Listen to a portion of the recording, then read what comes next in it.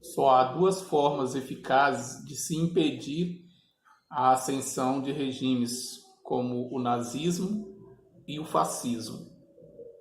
Uma é a educação preventiva, a outra é o combate direto, tanto ideológico quanto legislativo, judiciário e militar, ou seja, a repressão. A adesão ao fascismo e ao nazismo, a regimes totalitários, é espontânea. A desistência deles, jamais. Eu sou Cláudio Chaves, este é o canal Cláudio Chaves, hoje, dia 23 de fevereiro de 2025, e essa é a nossa crônica dominical. Eu quero agradecer, o prestígio da sua presença, da sua companhia, você que costuma acompanhar as minhas postagens, as minhas crônicas aqui no canal Cláudio Chaves. E eu agradeço, se você já é inscrita, já é inscrito, muito obrigado. Eu recomendo que você compartilhe o conteúdo, que comente, que faça as suas críticas também, para que essas discussões possam se ampliar, mais pessoas possam participar. Como de costume, eu sempre faço aqui uma audiodescrição em respeito às pessoas que não têm o recurso da visão e de repente possam estar acompanhando essas minhas considerações que com certa frequência eu faço aqui no canal. Portanto, quem fala é o Cláudio Chaves, um homem negro, de 53 anos, 1,69 m de altura, 68 quilos. Eu tenho cabelos, o que me resta de cabelos,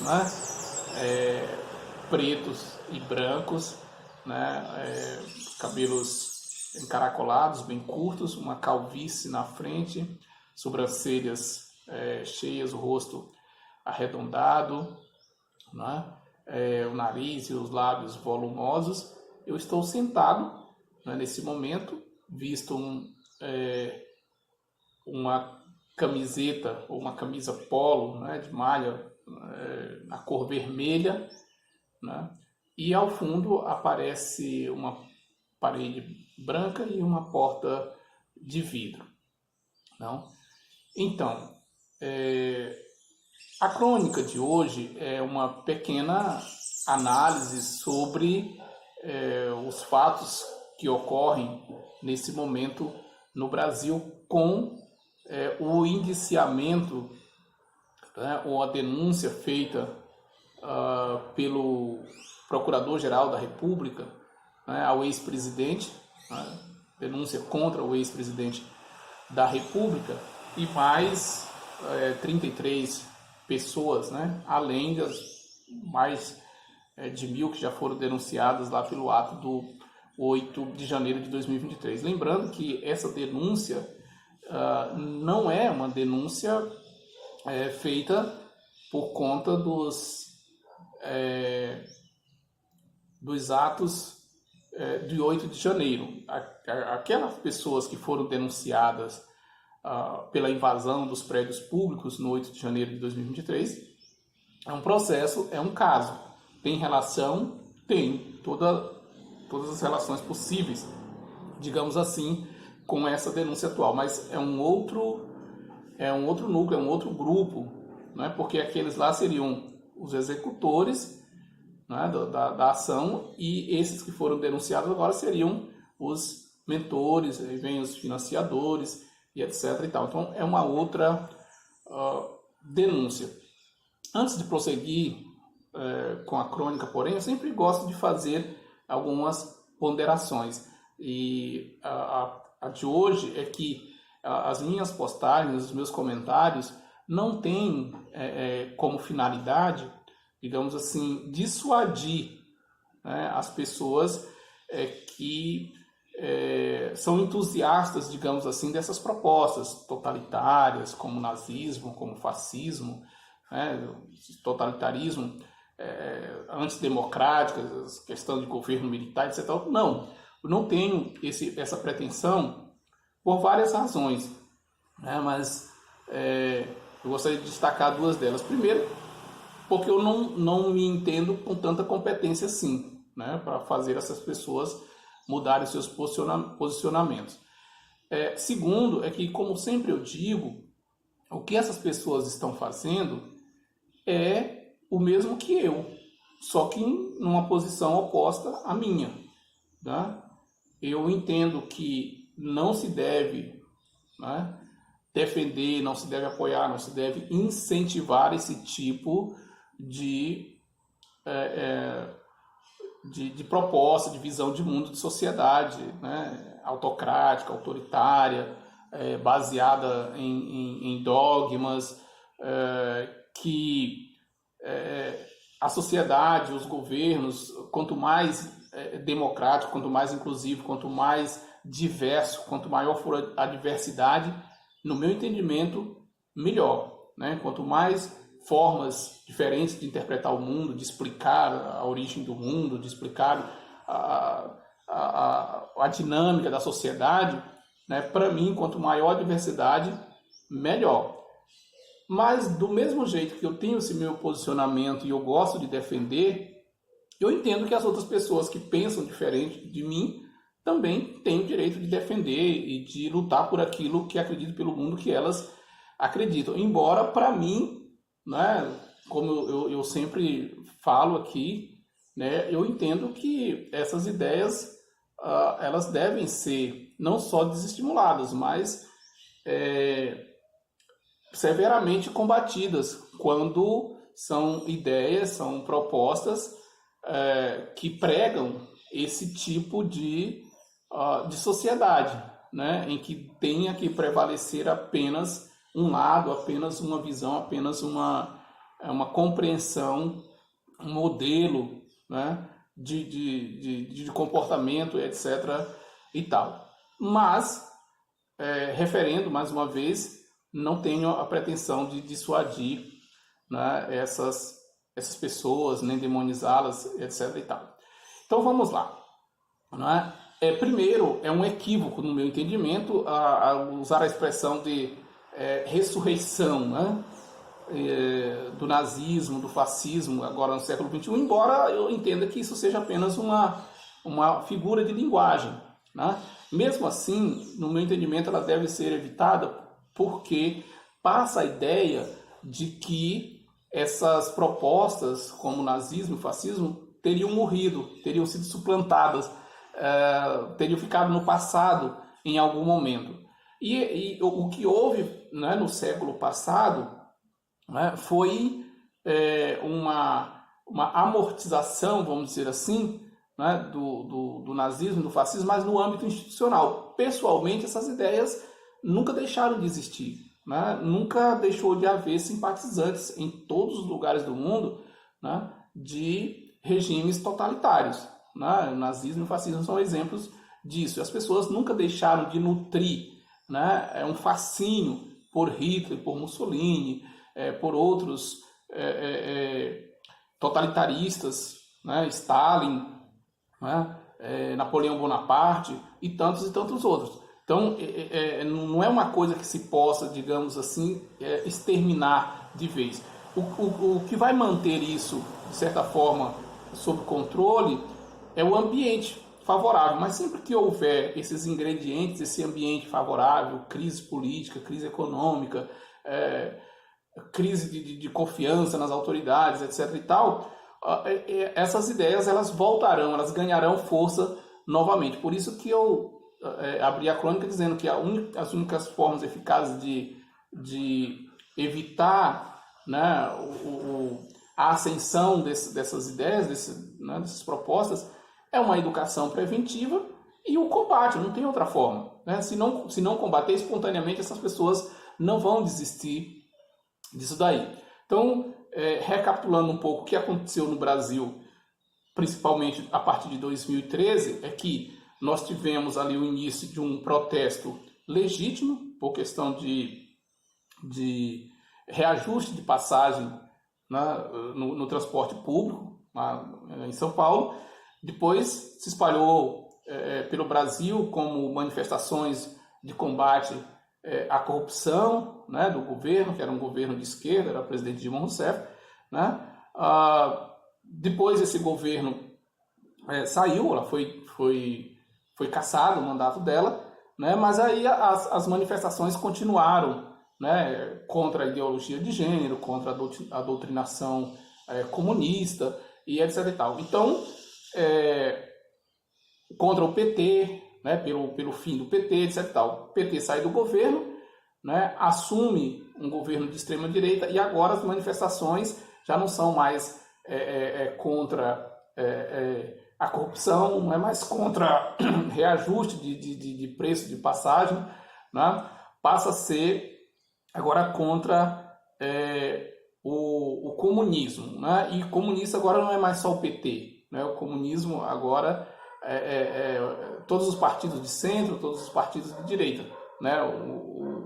Os únicos que não são comunistas, né, são os de extrema direita, né? E é interessante que durante 4 anos, né, nós tivemos essas manifestações, né, sistematicamente, né, exigindo intervenção militar, né? Veja que a esquerda não está mais no poder e é a primeira vez que a gente vê na história do país, né, manifestações convocadas pelo governo contra a oposição e exigindo intervenção militar. Ou seja, é a exigência da intervenção militar para derrubar quem já está caído. Porque normalmente os golpes de Estado são contra um governo que está estabelecido. Mas a convocação dessas pessoas, né, juntamente com o governo, era para silenciar, para acabar com a oposição. Porque não faz sentido o governo convocar, né, exigir intervenção militar para derrubar o próprio governo. Mas não era para derrubar o governo, era para acabar com o Estado democrático de direito, né, e colocar um Estado autocrático, né? Então essa campanha ela foi seguindo etapas, né? No início era a questão da corrupção, né, do PT, corrupção da esquerda, depois a esquerda saiu do poder, né? Então passou-se a deslegitimar as instituições que dão sustentação ao Estado democrático de direito, como a imprensa, os jornalistas, os professores, as universidades, os cientistas, não é? Tudo isso, o Poder Judiciário passou a ser colocado ali nesse bojo, né, desse jargão que eles usam, é comunismo, é ditadura comunista. O comunismo para essas pessoas é uma espécie de panaceia. Qualquer problema, né, que tenha inflação, problemas econômicos, problemas de violência urbana e etc. e tal, tudo se resolve apenas combatendo o comunismo. Tudo isso é causa do comunismo. Então eles usam como uma espécie de panaceia, né? Para tudo eles usam essa expressão. E então a gente chegou a esse momento, né? E uma coisa é bem curiosa, né? Observemos que dentro dessa campanha, durante esses 4 anos que nós tivemos de sistemática deslegitimação do Estado democrático de suas instituições, né, com o uso, inclusive, o aparelhamento de todo o Estado, desde a Polícia Rodoviária Federal até a ABIN, né, Polícia Federal, Ministério Público Federal, tudo aparelhado, só não conseguiu se aparelhar completamente as Forças Armadas, né?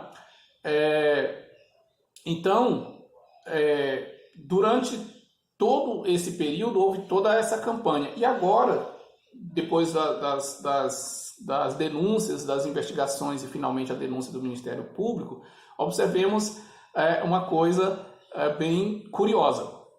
Nós temos contra, né, o ex-presidente, ou seja, afirmando que ele é o líder, né, de uma organização criminosa que, vejam, né, entre outras coisas, planejou assassinar os dois chefes de Estado, o presidente, o vice-presidente e o presidente de uma Corte Superior de Justiça, que é o presidente do TSE. Né? E com base no que o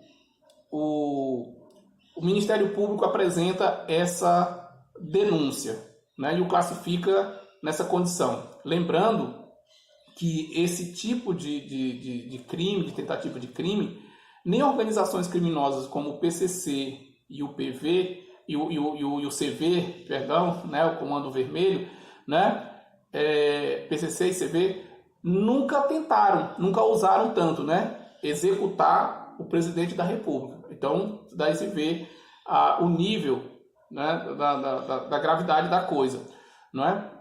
E durante todo esse período de ataques à democracia, né, às instituições legítimas, eles sempre colocaram duas instituições como dignas de aceitação, tendo credibilidade: as Forças Armadas e a Igreja Evangélica. Né?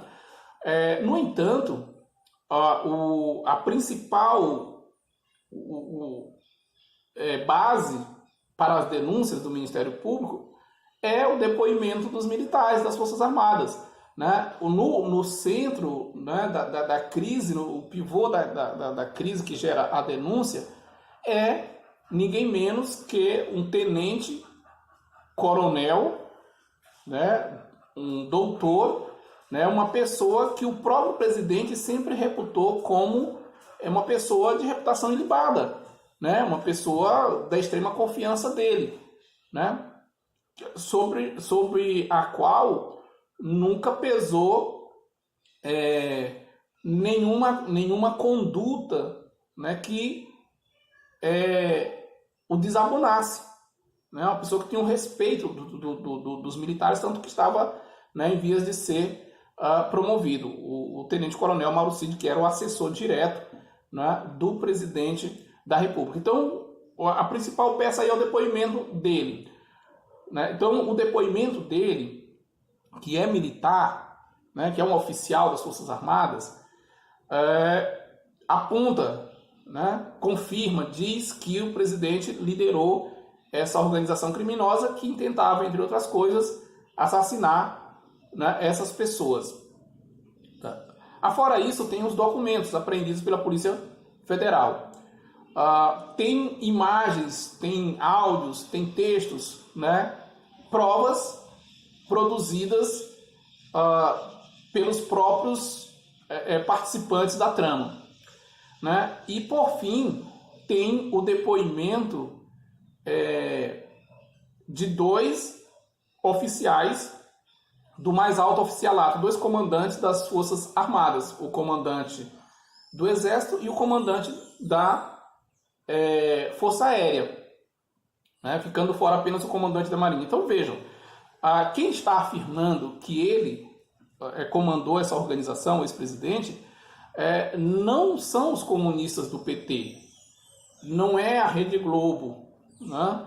não são essas instituições que essas pessoas reputam como comunistas, né? Como satânicas. São as instituições que elas sempre tiveram em conta como sendo as ideais, que são as Forças Armadas.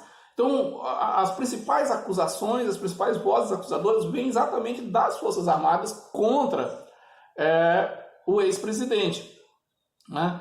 E por que essas pessoas, mesmo assim, né, elas continuam em defesa do presidente, tentando descredibilizar toda essa montanha de provas que tem contra ele?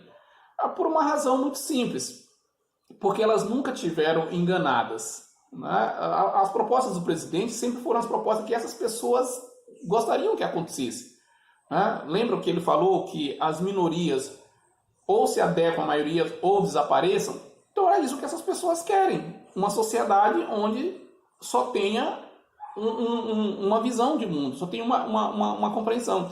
Então, a punição para o ex-presidente é uma punição também para essas pessoas, porque elas se alinham com ele, elas têm os mesmos desejos, o mesmo pensamento. Tá? Como eu sempre falo, essas pessoas nunca estiveram enganadas, nunca foi uma questão de ignorância. É porque elas realmente entendem como sendo algo nobre, algo natural, legítimo, odiar quem pensa diferente, odiar quem é diferente, odiar quem quer uma sociedade diferente da que elas querem. E essas pessoas têm que ser contidas de qualquer maneira, né? Ou nem que seja pelo extermínio.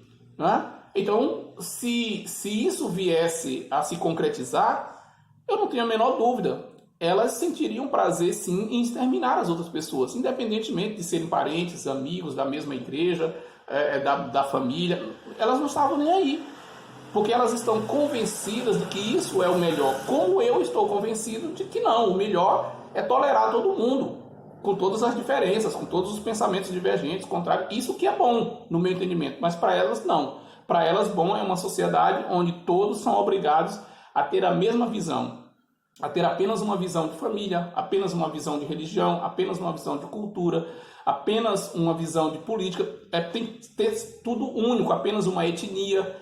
É o mesmo pensamento que alimentou os nazistas, né, na Europa do século passado. E com um agravante, né, os europeus do século passado não tinham antecedente, ou seja, eles não tinham visto o efeito daquilo.